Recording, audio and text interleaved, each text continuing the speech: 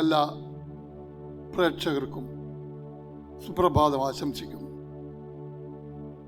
ഗലാത്യർക്ക് എഴുതിയ ലേഖനത്തിൽ അപ്പോസ്തലനായ പൗലോസ് ഇപ്രകാരം പറയുന്നു, 27-ാം വാക്യത്തിൽ, ക്രിസ്തുവിനോട് ചേരുവാൻ സ്നാനമേറ്റിരിക്കുന്ന നിങ്ങളേവരും ക്രിസ്തുവിനെ ധരിച്ചിരിക്കുന്നു. എന്താണ് ക്രിസ്തുവിനെ ധരിക്കുക എന്നാൽ? ക്രിസ്തുവിൻ്റെ സ്വഭാവം സ്വീകരിക്കുക എന്നാകുന്നു. ക്രിസ്തുവിൻ്റെ സ്വഭാവം ധരിക്കുന്നവർ എല്ലാവരും ക്രിസ്തു ആകുമോ? ഒരിക്കലുമില്ല. അവർ ക്രിസ്തുവിനെ പോലെ ആകും. ഇംഗ്ലണ്ടിലെ ഹാരി രാജകുമാരൻ്റെ വിവാഹത്തിന് തീരുമാനമായി. ഒരു അമേരിക്കൻ വനിതയുമായിട്ടായിരുന്നു വിവാഹം ഉറപ്പിച്ചത്.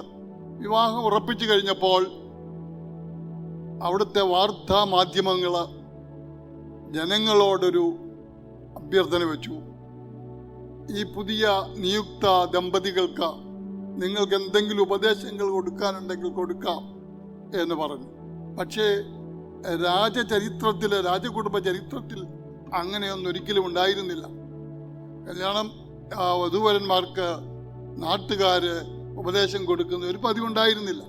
എന്നാൽ ഇവിടെ വാർത്താമാധ്യമങ്ങൾ അങ്ങനെ ഒന്ന് ചെയ്തു എന്നാണ് റിപ്പോർട്ടുകൾ കിടക്കുന്നത്. വിശുദ്ധ സ്നാനം വിവാഹത്തിന് സമാനമാണ്. അത് ദൈവവുമായുള്ള ഉടമ്പടി ബന്ധത്തിൻ്റെ ഒരു പ്രതീകമാണ്.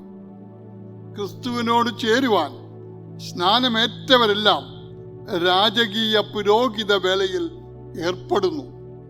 പഴയ നിയമത്തിൽ ദൈവജനത്തിന് ദൈവമായുള്ള ഉടമ്പടിക്ക് 2 അടയാളങ്ങൾ ഉണ്ടായിരുന്നു. ഒന്ന് പരിച്ഛേദന. ഇത് യെരുശലേം കൗൺസിൽ വരെ നിലനിന്നിരുന്നു എന്നാണ് പറയുന്നത്. 2 ശുദ്ധീകരണ ആചാരം.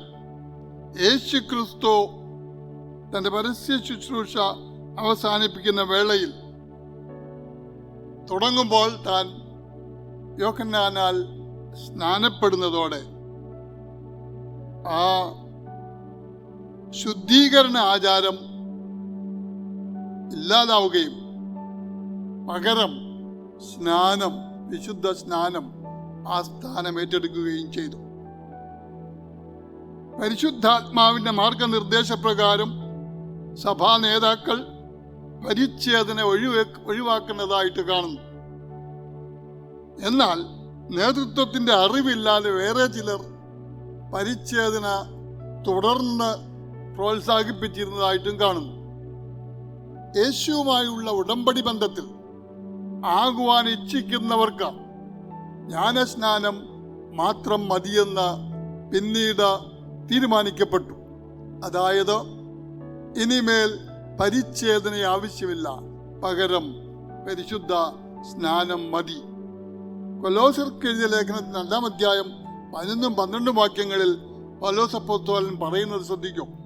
സ്നാനത്തിൽ നിങ്ങൾ അവനോടുകൂടി അടക്കം ചെയ്യപ്പെടുന്നു, കൂടാതെ അവനോട് കൂടെ ഉയർത്തെഴുന്നേൽക്കുകയും ചെയ്യുന്നു. പലപ്പോഴും സ്നാനത്തിൻ്റെ പ്രതീകങ്ങൾ വിവാഹ ചടങ്ങിനേക്കാൾ ശക്തമാണ്. കാരണം അത് നമ്മുടെ പഴയ ജീവിത ശൈലിയുടെ മരണത്തെയാണ് സൂചിപ്പിക്കുന്നത്. നമ്മുടെ കഴിഞ്ഞകാല ജീവിതത്തിൽ പല തെറ്റായ ചര്യകളും നമ്മൾ അവലംബിച്ചിട്ടുണ്ടാകാം.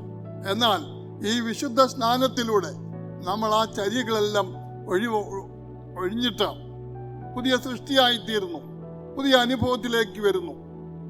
അതോടെ നാം നമ്മുടെ പഴയ എല്ലാ ജീവിത രീതികളും മരിക്കുന്നു. ഇതാണ് വിശുദ്ധ സ്നാന ശുശ്രൂഷയുടെ പ്രതീകങ്ങൾ. നമ്മൾ ഇന്ന് നമ്മുടെ ക്രിസ്തീയ ലോകത്ത് പല തരത്തിലുള്ള സ്നാന ശുശ്രൂഷകളുണ്ട്. കുളിച്ചുള്ള സ്നാനം, തളിച്ചുള്ള സ്നാനം, ശിശു സ്നാനം എന്ന് വേണ്ട നിരവധി സ്നാനങ്ങൾ.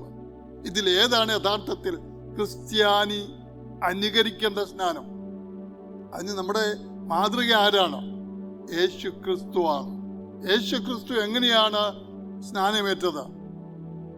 മുങ്ങി സ്നാനം. യോർദാൻ നദിയിൽ മുങ്ങി സ്നാനം ഏറ്റെടുത്ത് ചെയ്ത യേശു ക്രിസ്തു നമുക്കൊരു മാതൃകയായി മാറി. അതുകൊണ്ട് തന്നെ ഓരോ ക്രിസ്ത്യാനിയും ഏൽക്കേണ്ട സ്നാനം മുങ്ങി സ്നാനമാണ് എന്ന് ദൈവം നമ്മെ പഠിപ്പിക്കുന്നു, നമ്മെ ഓർപ്പിക്കുന്നു.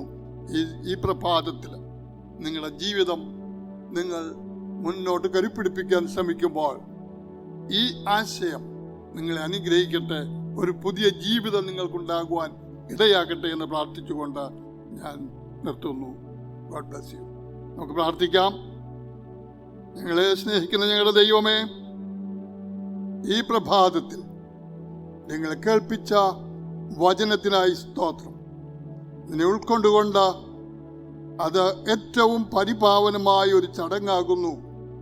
യേശു ക്രിസ്തു മുങ്ങിസ്നാനം ഏറ്റുകൊണ്ട് മാനവരാശിക്ക് കൊടുത്ത മാർഗം അവലംബിച്ച ഓരോ ക്രിസ്ത്യാനിയും മുങ്ങിസ്നാനം ഏറ്റെടുത്ത് യേശുവിനോട് ചേരുവാൻ ഇടയാകട്ടെ എന്ന് പ്രാർത്ഥിക്കുന്നു. ദൈവം നമ്മെ അവരെ അനുഗ്രഹിക്കട്ടെ. ആമേൻ.